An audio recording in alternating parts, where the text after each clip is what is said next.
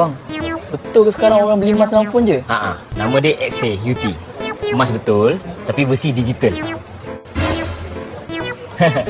1X out tu lebih kurang 1 ounce emas fizikal. Maksudnya bukan scam. Kalau scam, emas dunia runtuh dulu. Oh, Pak beli buat apa bang? masuk wallet GX Gold, lepas tu staking. Staking ke apa? Bagi emas kau kerja. Staking equals dapat ganjaran XAUT tiap bulan. Mas, buat duit? Kalau simpan je statik. Tak staking, rugi peluang. Tak jatuh macam kripto lain ke? Harga ikut emas dunia lebih stabil. Oh, bukan naik turun macam roller coaster.